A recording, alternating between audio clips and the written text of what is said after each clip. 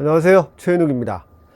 SP가 보급된 이후에 가장 큰 문제가 뭐냐면 수록 시간이 너무 짧다는 겁니다. 짧게는 3분, 길어야 5분을 넘지 못하는 수록 시간은 다양한 음악을 담기에 아주 치명적인 문제가 있었어요. 이 문제를 해결하기 위한 시도들이 있는데 가장 쉬운 방법은 78회전이라는 속도를 늦추면 더 많은 수록을 할 수 있게 된다는 거죠. 78회전에서 절반으로 떨구면 수록 시간은 2배가 되겠죠. 그래서 그런 차원으로 1931년에 RCA에서 33과 3분의 1 회전의 판을 냈습니다.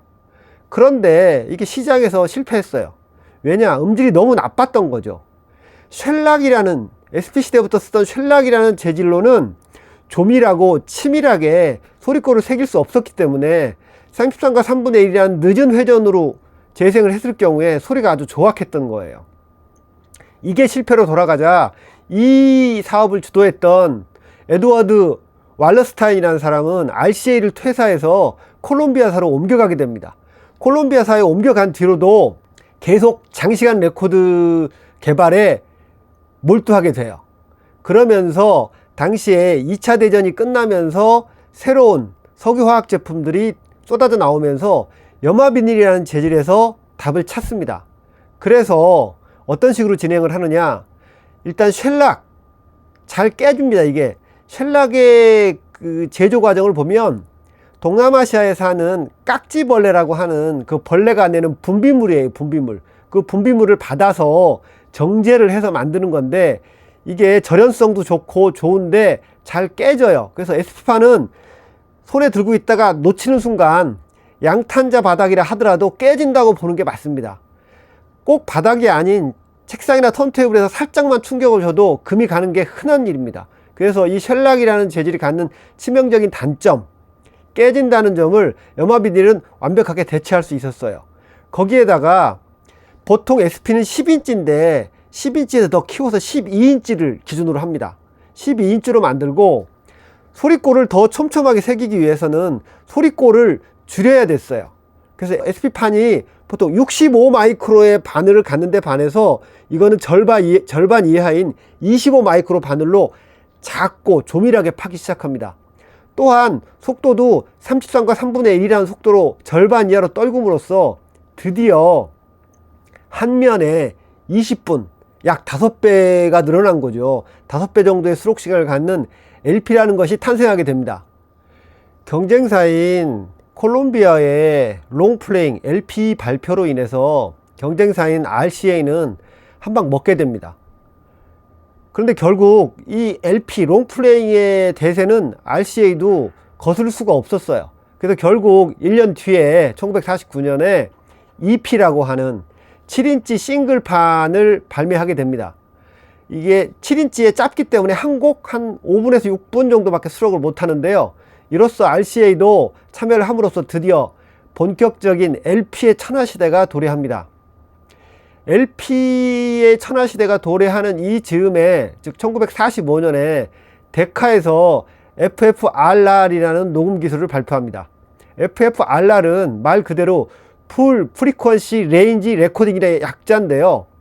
이 기술은 영국 해군에서 출발한 기술입니다.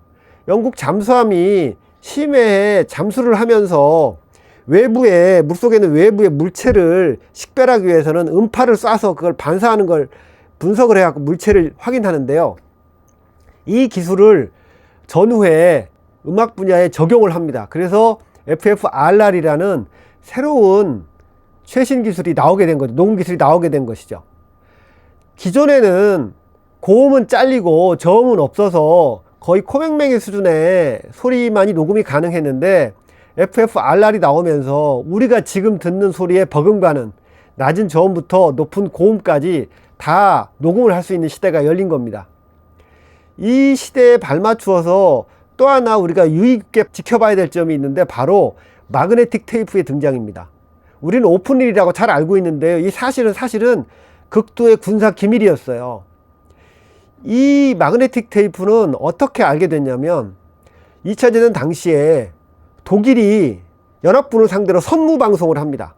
선무방송을 하는데 우리나라도 지금 대북 방송하죠. 그 다음에 북한에서 대남 방송을 하듯이 이렇게 선무 방송을 하는데, 독일에서 하는 선무 방송을 분석을 해봤는데 음질이 너무 선명하고, 무엇보다 매번 반복해서 선무 방송이 되는데 정확하게 똑같다는 겁니다.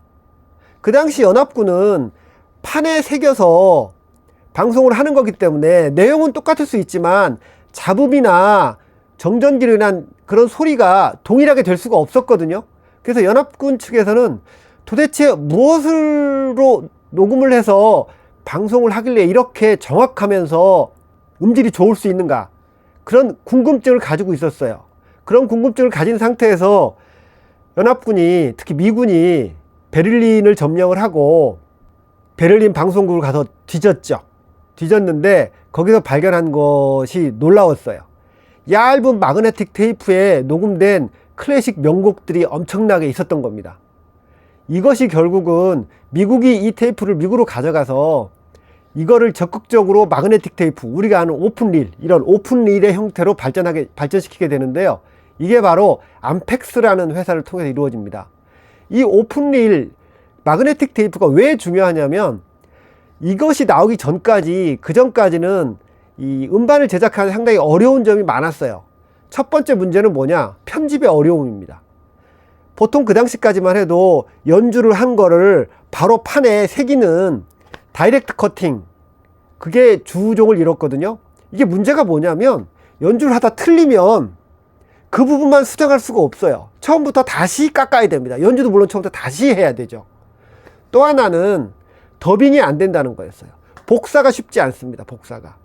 소리꼴에 새겨진 거를 복사하기가 쉽지 않죠.